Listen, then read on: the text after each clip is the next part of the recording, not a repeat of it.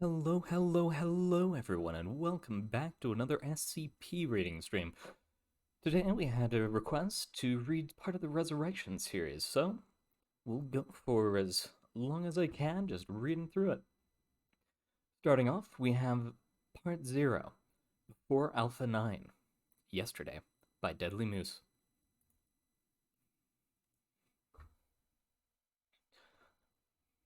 3/1/2020. Alto Clef watched the fires from the relative safety of Site 67. Black and green fire, some kind of an odd chemical reaction from 13 breached SCPs. The fires covered the Midwestern United States already, more outbreaks in the Russian tundra, in a few African cities, and in the Atacama Desert. Some sort of shitty anomalous chain reaction. Yep, the Foundation contingency plans were working. Remarkably, most of the news reports had been suppressed. A few towns had to be gassed with amnestics. Full containment was anticipated within 48 hours. Clef had heard Overwatch was suddenly pouring resources into repairing SCP-2000. He didn't expect that to work. He had been spearheading the effort to fix 2000 for over a decade already. Still, the fact that they were trying. His new assistant buzzed him. 05-12 has arrived to see you, she said. Clef missed Adams. Little had been the same after her death. Since the failure of Alpha 9 years back, the new people they assigned him couldn't hold a candle to her. Tell him to fuck off, Clef said. Sending him in now, his assistant replied. Okay, maybe she was a little bit like Adams. Clef watching the fire. Clef waited, watching the fires burn. Some part of him wanted to be out there, finding the truth, doing something about this. But for better or worse, that some part had mostly been beaten into submission. 12 entered, uncharacteristically alone. Clef didn't bother turning around to greet him. So what the hell do you want? Is this how you talk to all the 05?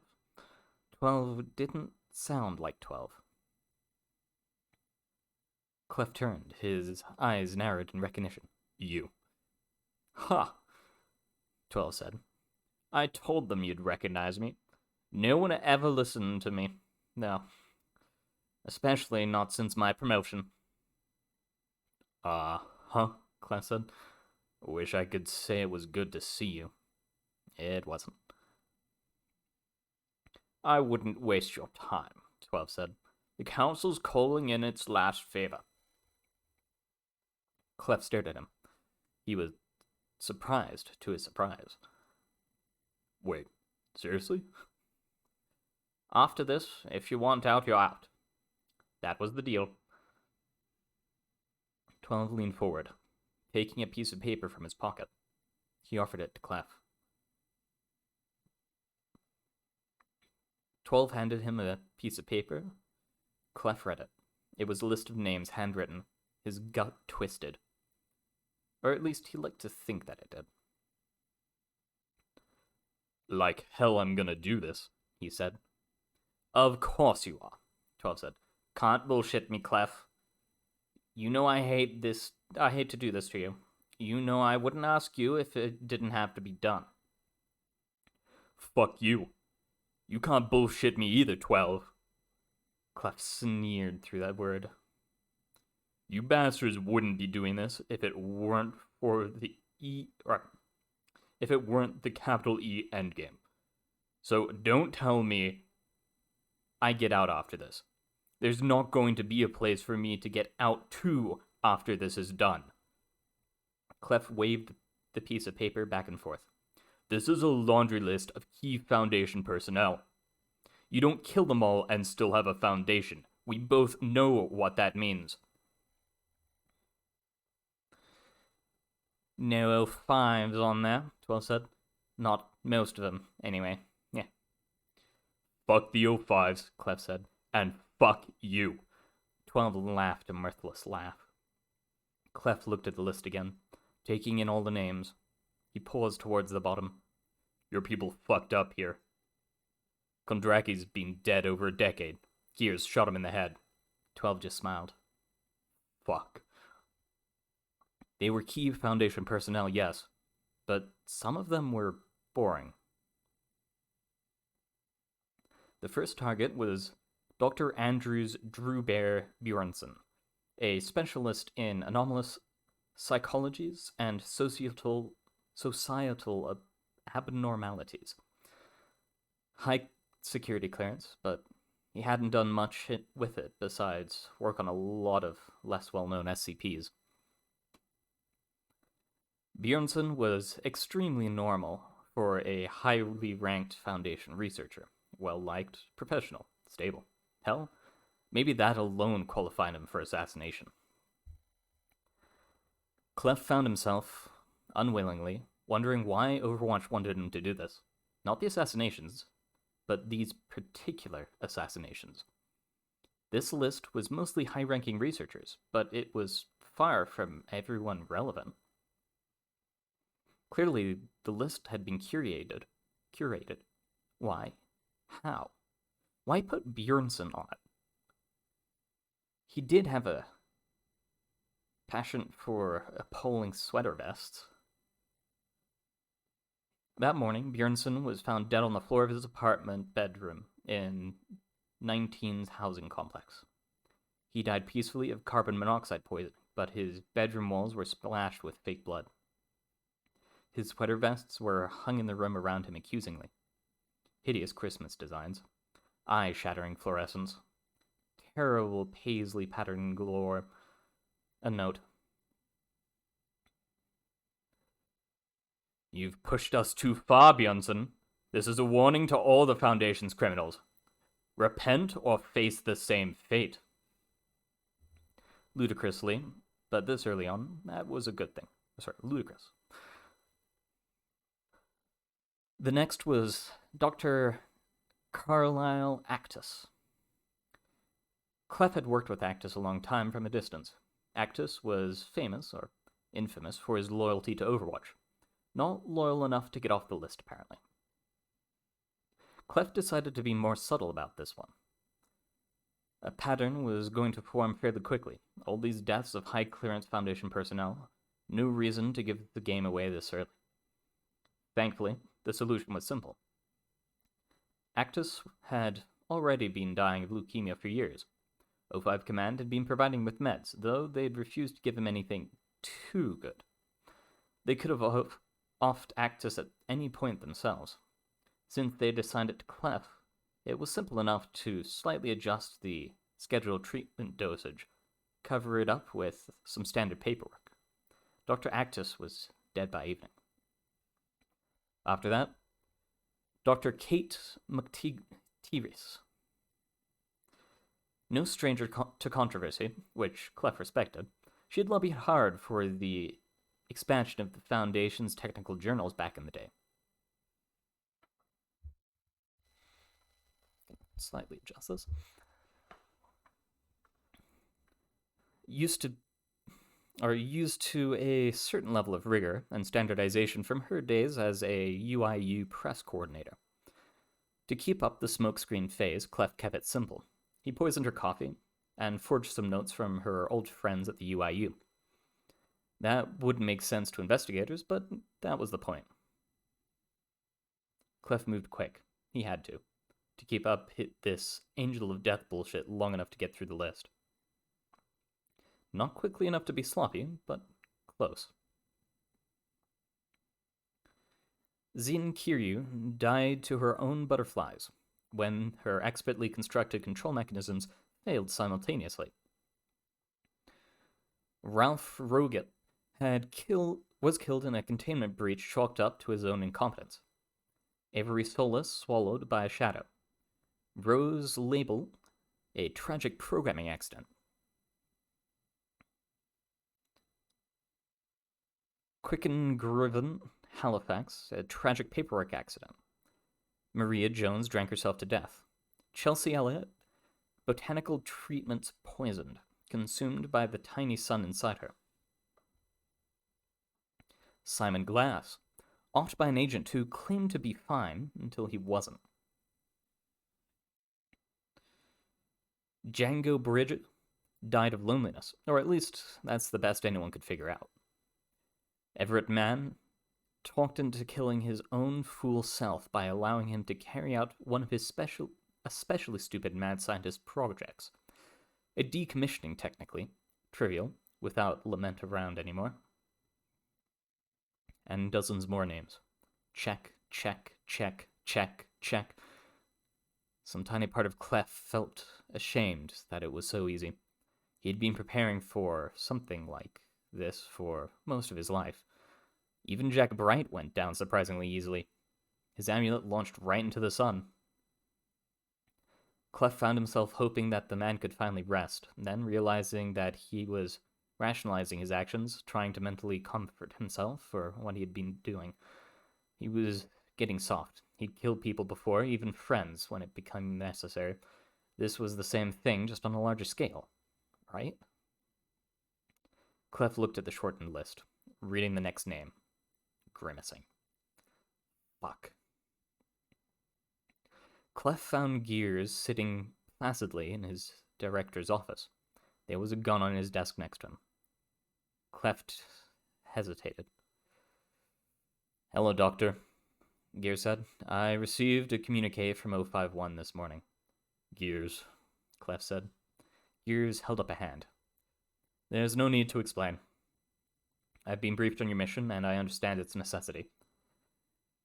I realize you are here to carry out my scheduled execution. My affairs are in order. I have been to the same I have done the same for Dr. Crow.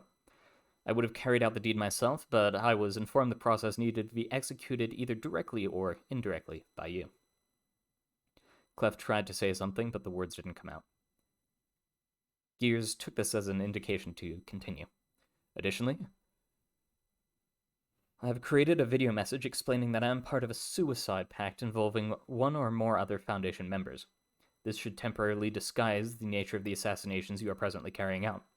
If my account is believed, suspicion will not fall on you for an extended period of time." Gears opened his desk and took out a sealed package. "I understand that you will require assistance with one of your final targets. This package contains the coordinates for the for the current location of Dr. Kondraki."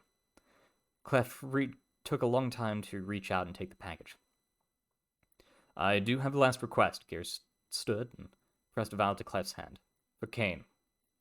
He wished me to tell you that this is a concoction of his own design. This will bring him a happy death." Gears picked up an envelope. "He left a message for you to say goodbye."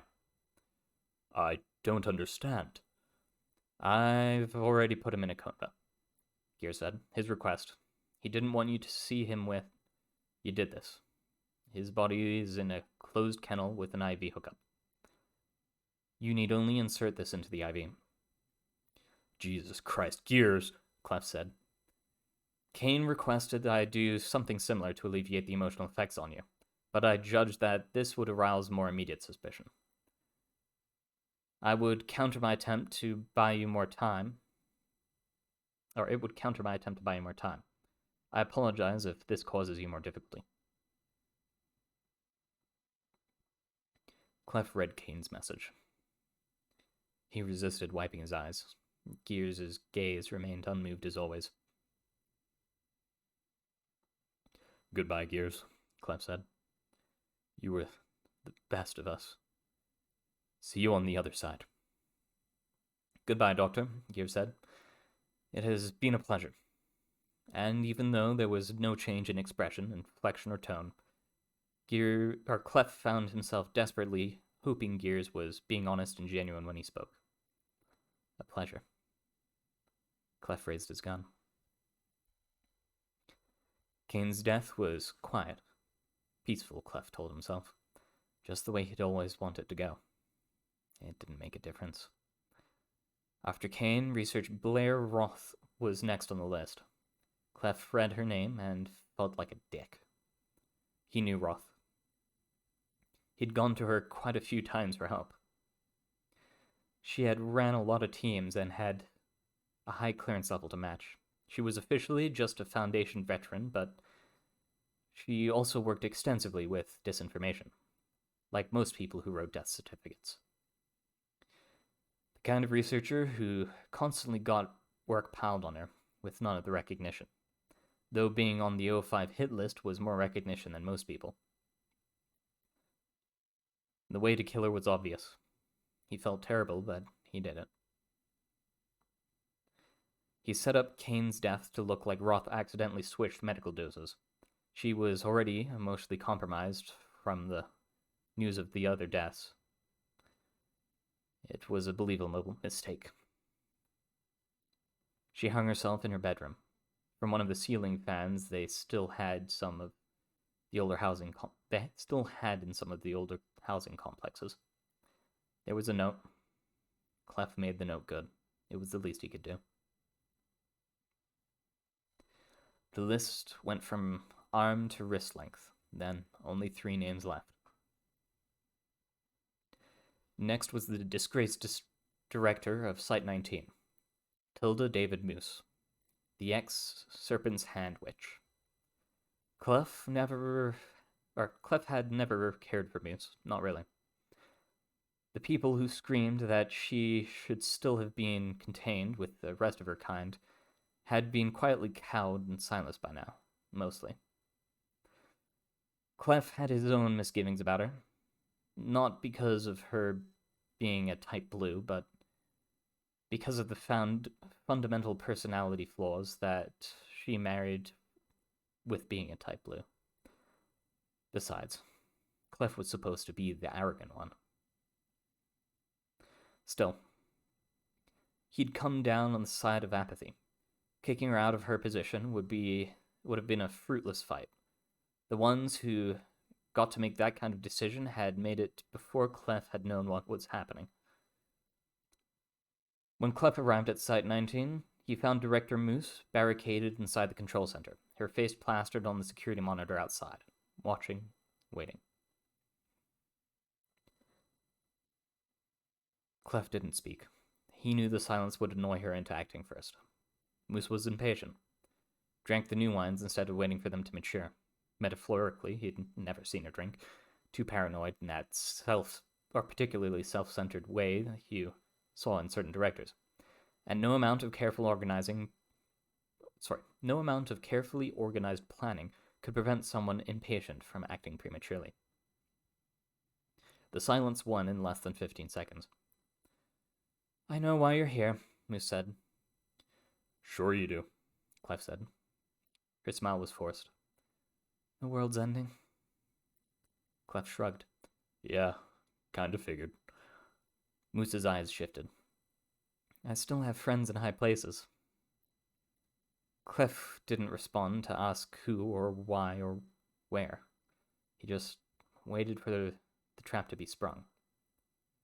There had to be a trap. This was too elaborate.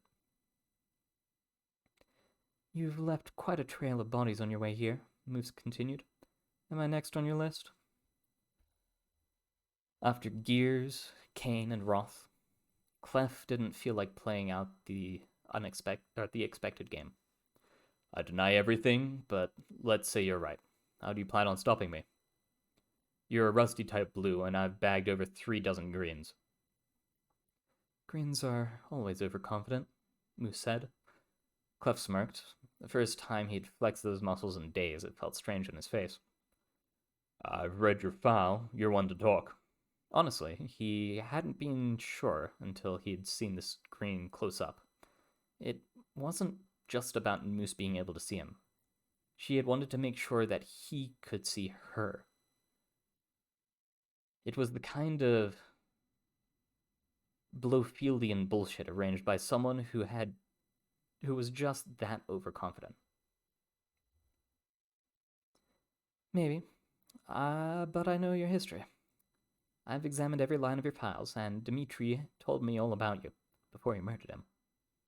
Hearing Dmitri's name from her mouth was a sucker punch.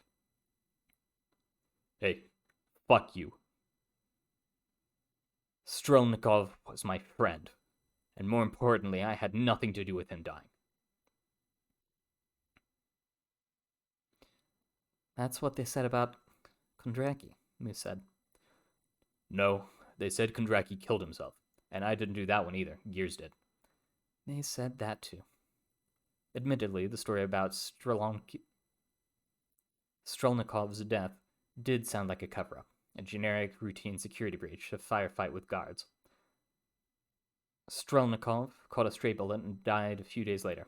A tragedy, easily avoidable, but it was the truth. A shitty, disappointing truth. If Moose believed him for Strelnikov, Clef considered, then other people did too. The thought didn't make him particularly happy, and it shouldn't matter, given what he was doing now, but it did matter. Whatever, Clef said. He was growing bored with waiting, which meant that Moose might have been more patient than he'd given her credit for. If Dmitri told you so much, you should know wasting my time never helps. Are you coming out here, or am I busting my way in? Moose seemed to think about that. You know, back when I was in the Hand, some of you had these little nicknames. Dr. Blank, Rover. You can probably guess those. Did you ever overhear yours? Clef yawned, but Moose didn't stop. They used to call you God Killer. Her upper lip curled a little. So, God Killer, let's see how you deal with the Hand, with what the Hand calls the God's Labyrinth. The security monitors blinked off. The doors to the control center opened. Clef cursed as he saw the blackness beyond it reaching out. He fell back, turning to hit the emergency locks to keep it, whatever it was, from spreading. No stars in the black meant it wasn't space, and the fact that it seemed to be moving meant it was either alive or near enough. The fact that it seemed to be reaching out meant he was probably going to be suggested, but Moose had named it, which gave him a tiny splinter of confidence. Clef breathed deeply several times, oxygenating his blood in case there wasn't any air. Then dived through the opening. Better to get it over with, after all. Instantly, he was assaulted with force, perception of extra dimensions. He was nowhere and everywhere, at one with space and time, yet apart and separate, a god and a speck of dust, the same old bullshit Dickens used to beat off to.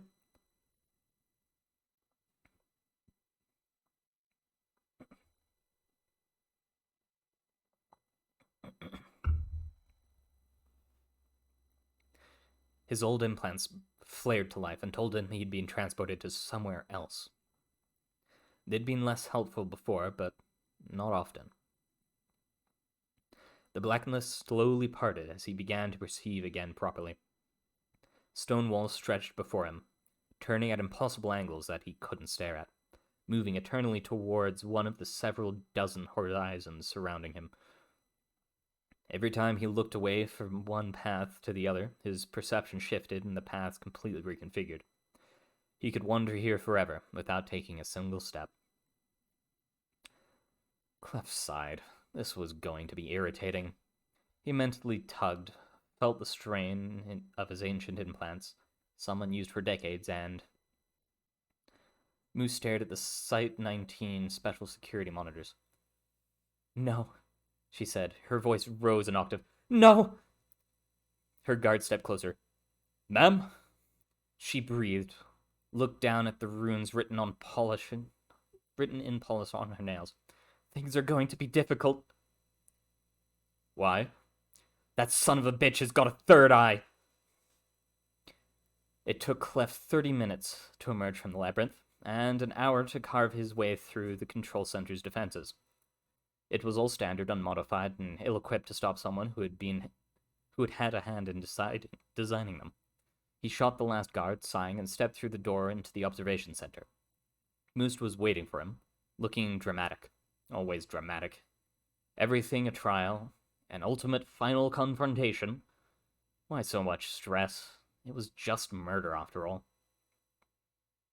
Clef took a moment to reload his gun while she stood there, glancing up at her expression. She was smiling, without feeling behind it. "You look like Lament," Clef said, and the smile faded. "Thanks?" "Not a compliment." Clef paused, spinning the cylinder as he finished reloading. There. Dramatic just for her. He asked the question he knew she wanted. "Why aren't you running?"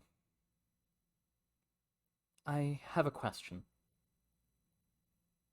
Her mask slipped, and she looked genuinely disturbed. "I got the report while you were in the labyrinth about gears." Clef said nothing. "A Foundation suicide pact? That's not really your style, but it was you. I know it was you." She waited for confirmation that never came. "If you can get gears, you can get me. I could fight, and I couldn't hurt you, but I'd lose. And I could hurt you, but I'd lose." "So what's your question?" Clef asked. "Why are you doing this?" Clef chuckled bitterly. Lament and Moose had once been friends. "Didn't he tell you?" "Didn't who tell me?" Clef didn't answer. "Well," she said, "I guess I'm even better at alienating people than I thought." Clef shrugged. "Any last words? Those were kind of subpar." Moose inclined her head, managing to put on a haughty face for a moment. "Whatever your reasons," she said, "you'll live to regret this." "No offense," Clef said, feeling the exhaustion of the moment finally weighing on him, "but I have to kill all my surviving friends today. You? I'll forget about killing you before dinner." She actually looked hurt by that. Jesus, some people. Clef raised his gun and shot Moose in the head. When the illusion dissipated, he didn't even pretend to be surprised. He holstered his gun, then tugged the list out of his pocket, glancing around the control room for a pen. Site 19 always had the best pens. Outside Site 19, Moose slid onto an ancient, unwashed Honda. Her fingernails were burned through, the flesh beneath them blistering and aching, but that would fade. She was confident that she hadn't been followed. But she checked the magical tripwires anyway, just in case. Nothing. No traces of magic besides hers for the past 3 weeks minimum. Moose let herself breathe. It wasn't easy to outsmart Alto Clef, but it was sometimes possible. Shame how it all turned out. The last few years, things didn't have to go this way. Things weren't supposed to go this way. Somewhere along the line, she'd fucked up. They'd all fucked up, slowly, silently, irretrievably. No point in dwelling. Time to drive off into the sunset, make a last-ditch attempt to stop the oncoming end of the world, and fix this before the council had Clef break it irrevocably. This was why she'd joined the Foundation, and she'd be damned if this was the way the story ended. She raised her hand, lowering the sun visor and grabbing the spare key, and started the engine. The car was engulfed instantly in a ball of fire and flame. Only 2 names left on the list. After all, it was simple enough for Clef to head from the coordinates Gears had given him. The area was way out in the middle of nowhere, way off the grid, like he'd expected from Kondraki.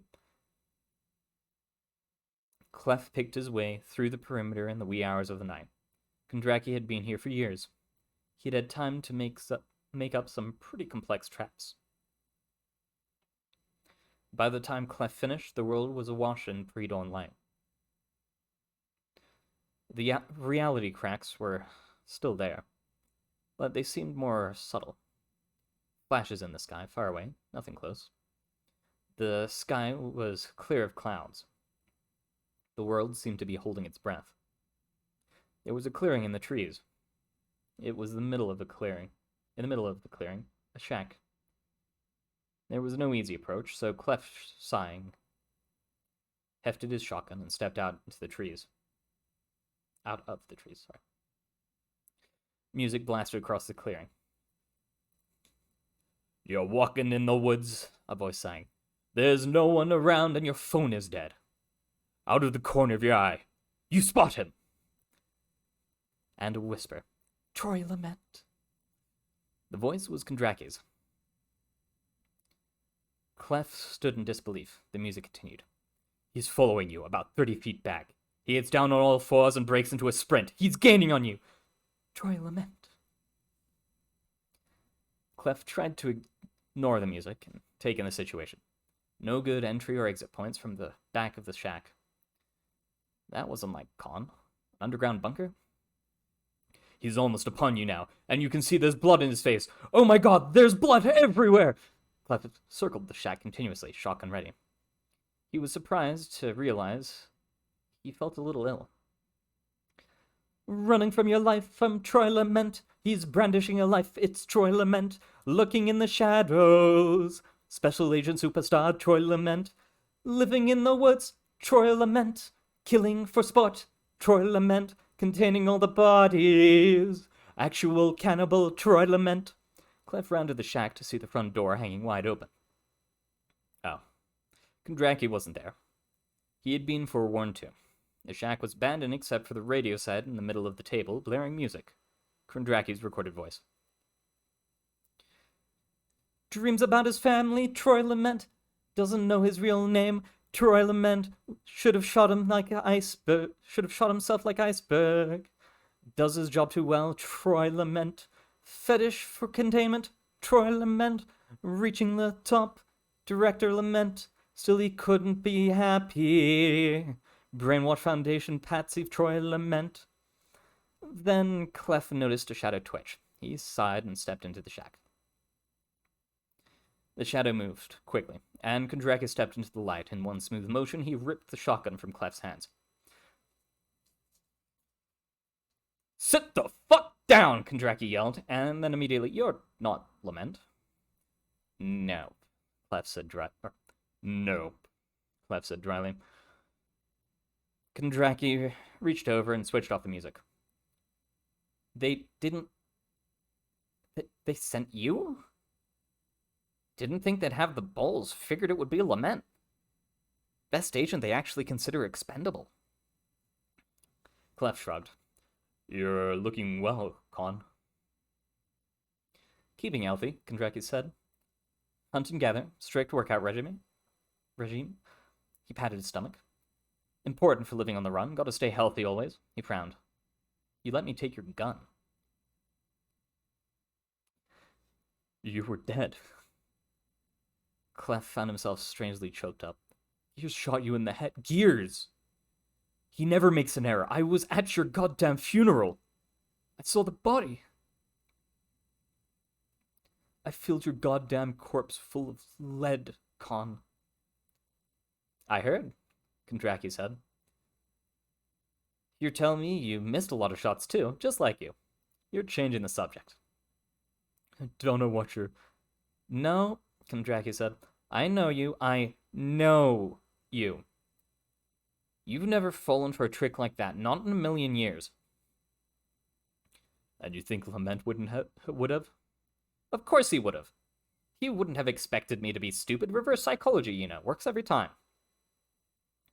"So you were planning to out-stupid Lament?" "Yeah." Kondraki didn't seem to think there was anything odd about that sentence. "But you couldn't out-stupid me, okay?" "Why'd you let me take your gun?" "I didn't let you," Clef said. "Just getting rusty in my old age." "You see it all, Clef. Everyone knows that. Like it's a story from a book." Kondraki nodded. "Yeah, that's right." You know what I'm talking about. Your real secret. You told me yourself. All but told me anyway. Can't believe I thought you were the devil. You'd never aim that low. Clef shrugged and waited. You won't tell me anything? Fine. Kondraki motioned with the shotgun to the chairs at the table. At least sit down for a bit before I kill you. Clef sat. Kondraki sat. You have a good singing voice, Clef said. That song, though. Rob Cantor, Kondraki said. Internet meme Lament would have gotten it. And you bothered to record all that. The music, too. Had time to prepare, Kondraki said. Was gonna pump Lament for information. Thought it would be good to throw him off first, then I'd hog tie him and leave him here. Or maybe blow the whole damn shack up with him in it. Hadn't decided yet. Who told you? You haven't told me jack, and you expect me to spill my guts. That ain't how this world works, Cleffy. You know that. But you did have a warning, Clef said. Jesus. The Foundation's leaking like a sieve these days. It's the goddamn end of the world, Clef. They didn't tell you? Kondraki laughed. You didn't figure it out from all those tears in reality? How do you suppose the Foundation's gonna fix those, eh? If they could, they would have done it by now. Nah, this is the end for the Foundation, too. We've come back from worse, Clef said. Not this time, Kondraki leaned forward. Everything falls apart. The center cannot hold. Mere anarchy loosened upon the world. But you know how that goes. Never took you for a Yeats fan. Who the fuck is Yeats? He didn't wait for an answer. This is the end game, Clef. That's why they decided I had to go. Even if you didn't get me, makes no difference. End of the world means the end of all of us. You and I. We're just looking to see who's going first. I assume that's me. Maybe, Kondraki leaned back. You know, I wasn't gonna let that bastard Lament kill me, but you? This is how it should be. This is how it should properly end, the two of us together. Clef waited. Kondraki glanced aside. Pistols at dawn. Well, my pistol, your shotgun. You can hit the broadside of a barn with a pistol. What do you say? Maybe one of us walks away. Maybe neither walks away. Kondraki stood up. He waved Clef away from the table. They walked outside. The two were watching the sky in silence for a few minutes. The strange lightnings flickering, but still far away, but close now. A flare of light peeked over the horizon. Sun's rising, Clef, Kondraki said. How about that? It's like it was meant to be. Kondraki took a pistol out of his coat pocket and handed Clef back the shotgun. Clef pulled the trigger as soon as his finger touched it, blasting Kondraki squarely in the chest. Kondraki flew backwards like a ragdoll, his pistol going flying. He didn't move.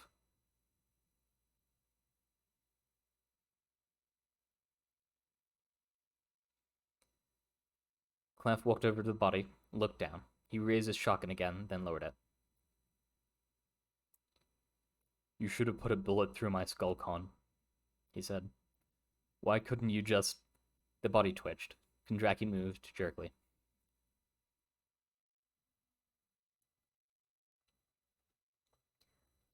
Always knew.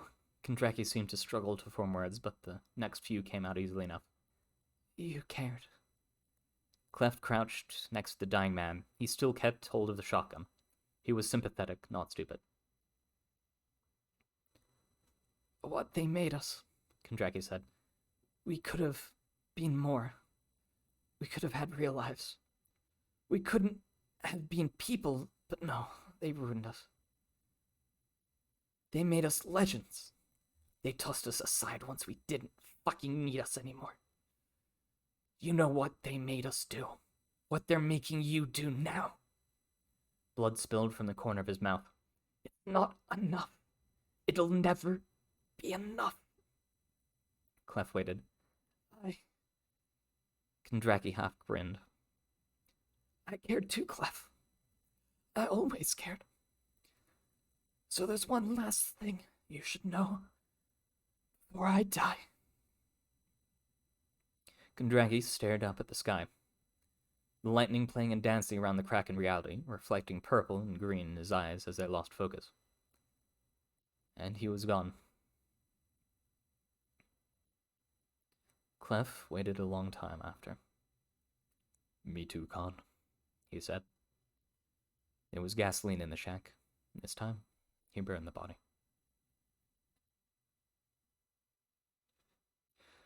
The world was truly ending. On the long drive to SCP-2000, even Clef's implants couldn't process half of what he was seeing.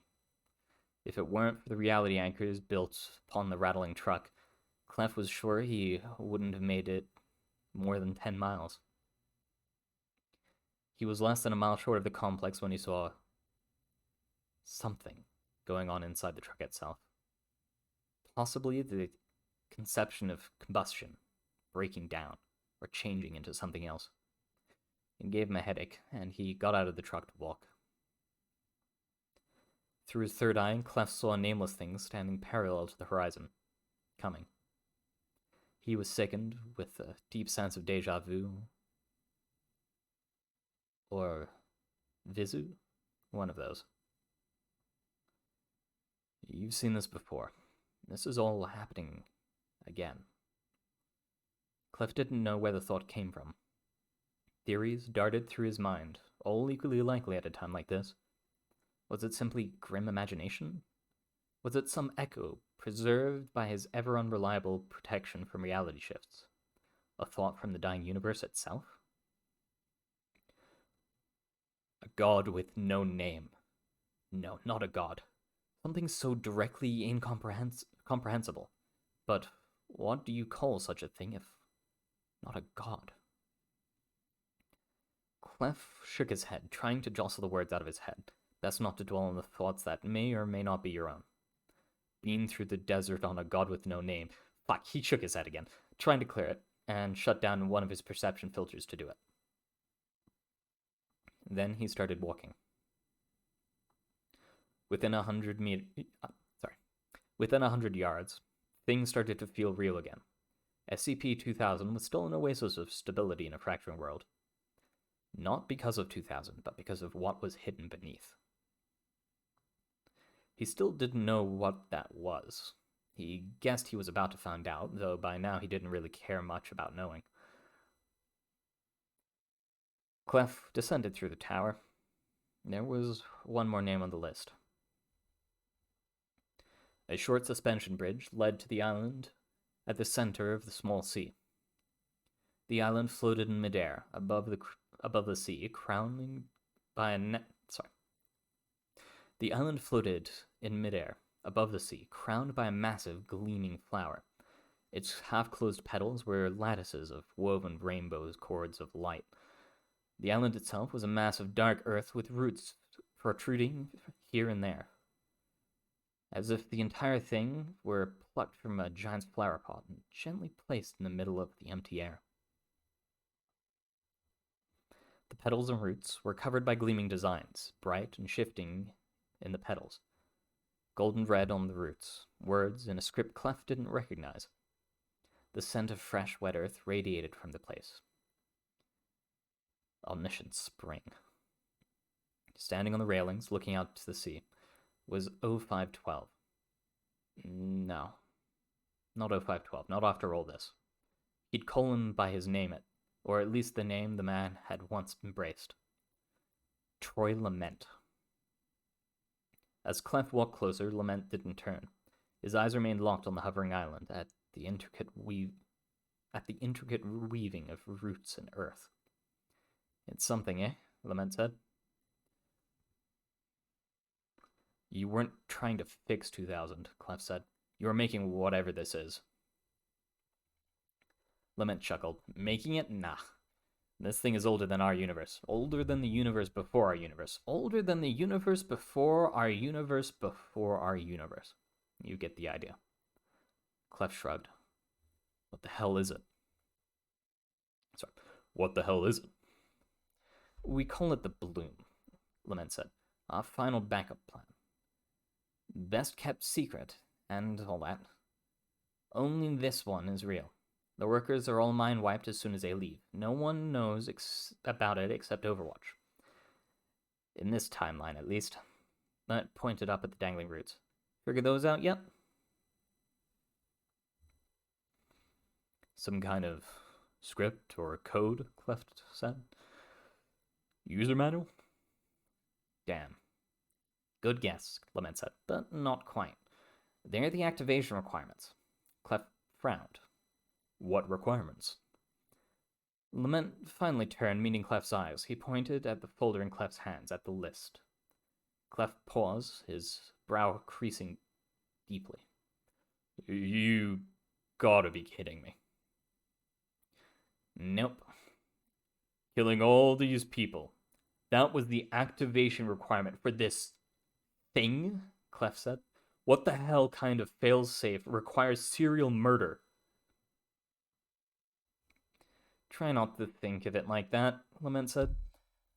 If it helps, think of it as removing the dangerous elements that could prevent activation. That's the way the old 12 explained it to me, at least. In other words, total bullshit. That's what I said. The old 12 just laughed at me. Lament looked at the flower. Each of these roots and petals has a coded list of events that have to happen and people that have to die before the bloom will let us use it. Requirements seem to be different in every timeline. Not always deaths, but always something. Lament shrugged. If it makes you feel better, we left the Foundation members for last. Could have fucked things up, but we were hoping to find another way. Any other way. Clef played the slow game. He wanted to make sure, at least. Or soothe what was left of his conscience in some small way. Way to do what? Clement sighed. Don't ask questions you already know the answers to. You've noticed, Clef, containment breaches, new anomalies, conflict, wars, global destruction on a continental scale, all those greens you've killed. Lument gave him a pointed look. Don't tell me you didn't notice. Notice what? Come on. How many greens usually pop up throughout history? A saint here, a sorcerer there. Jesus, Clef said. I was getting there. That wasn't funny. Lument smirked. It was a little funny. Greens don't mean reality is fraying. Correlation isn't causation. I don't need to tell you this. But reality is fraying regardless, Lament said. Has been for a long time. Most of this we had nothing to do with. When the first pieces started to untangle, we ignored it, but once it progressed, Overwatch recently started recruiting you from the initiative. That's right, actively started recruiting you from the initiative. Now, the tapestry unravels. The stars are going out. Something else is coming in. ZK class end of reality scenario, Clef said. He was tired. So damn tired. I thought that was just theoretical. Lament chuckled. No, you didn't. That's what's happening? Clef asked. How? Lament shrugged. Doesn't matter. I guess if you say it doesn't, Clef said, and really, it didn't. So this bloom will fix it? Nope. Lament smiled, as if to apologize. Too late for that. Clef knew. We can't fix reality, we can't stop what's coming. Not anymore. Not in this timeline, at least. What's coming is already here. You saw it, right? On the horizon? The wolf at the door. Someone used to call it the black moon comes howling. You've been hearing it, haven't you? I've had it. I have. I've been hearing it for a long time. Clef rolled his eyes. Get to the point, you melodramatic asshole. Lament laughed. It sounded generally amused for a moment before tapering off into a long silence. We're tapping out, Lament said. Resetting reality. Rolling back the timeline like nothing ever happened. How many times? Clef asked. What do you...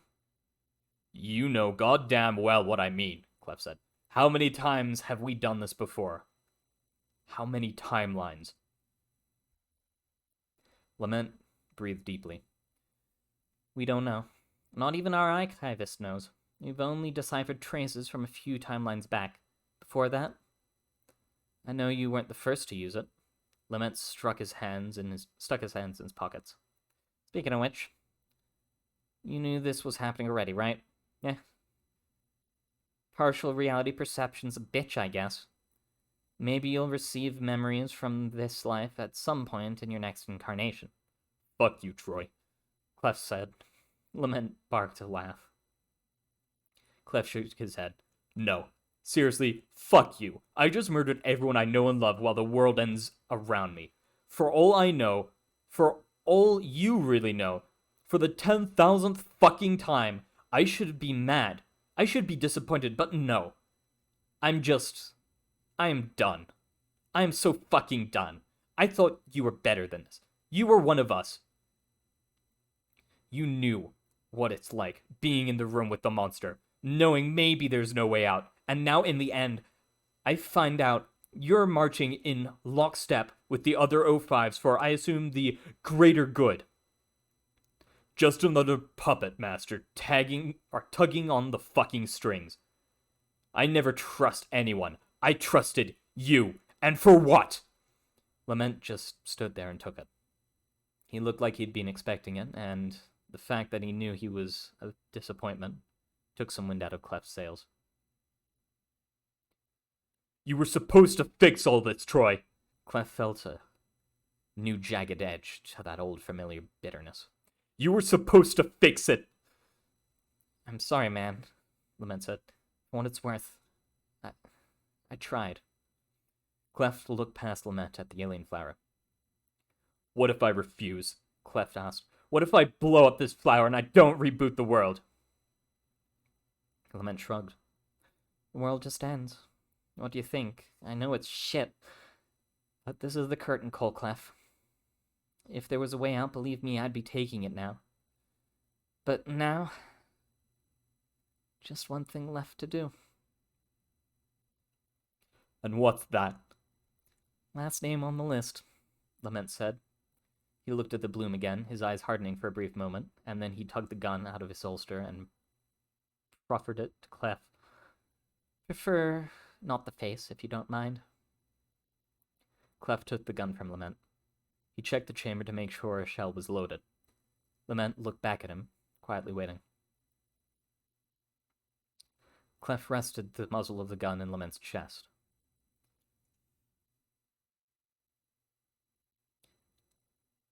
If I were one kind of bastard, I'd shoot you in the balls. If I were another kind of bastard, I'd shoot you in the face. Right now, I'm just tired. Go to hell. Lament's laugh started dryly, then ended wet, punctured only by a soft, collapsing thud. Clef walked up to the bloom, reading the final instructions on the list. No more names, just a flower at the end of the world. There was a white note card laying in the dirt as Clef approached.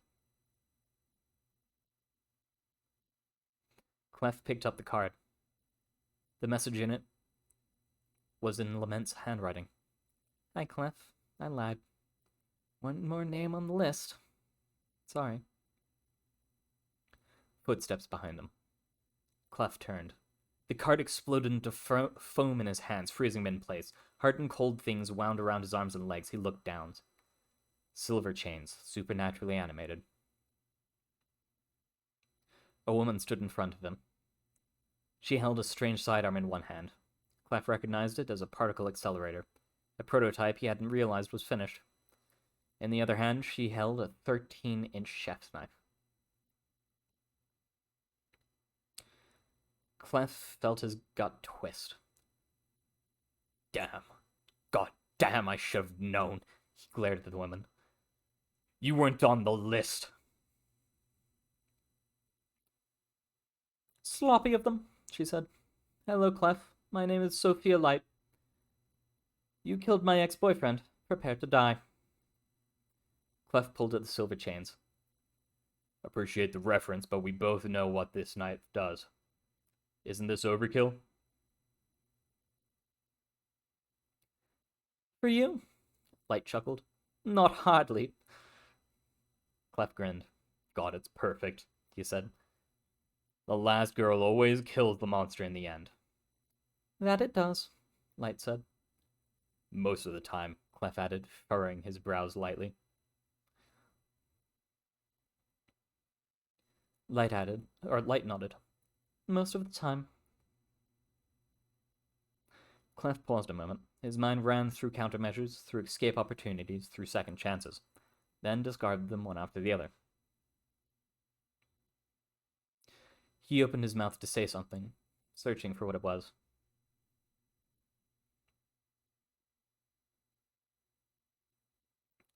Tell them I'm sorry was meaningless as ask them to forgive me.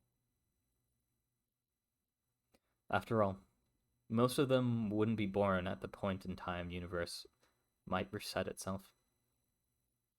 The universe might reset itself. In the end, he decided to be self-serving.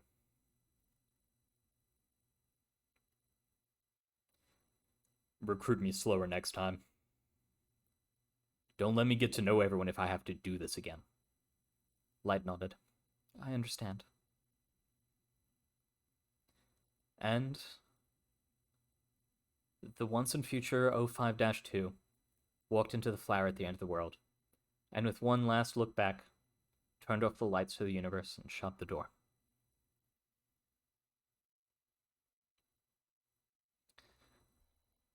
Absolutely amazing one.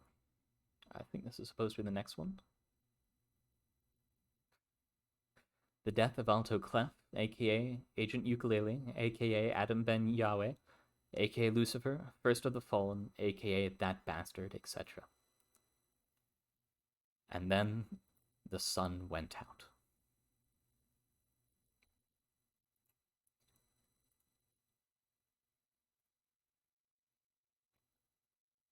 An absolutely amazing start to the Resurrection series. It's already been an hour, so I'm not going to read another one just today, but I certainly will in the future. Firstly, I'd like to thank the Deadly Moose for writing that particular article. It was absolutely amazing to read through, and I think he did a really good job with just about every part of it. The second person I'd like to thank, it will take just a second to get this up. There we go. And then I'd also like to thank Bird Poop. Yes, Bird Poop. From my reading 052 and 057 article, where he commented that I should read the Resurrection series, which so far has been absolutely amazing, and I cannot wait to get started on the next, though I'm gonna force myself to.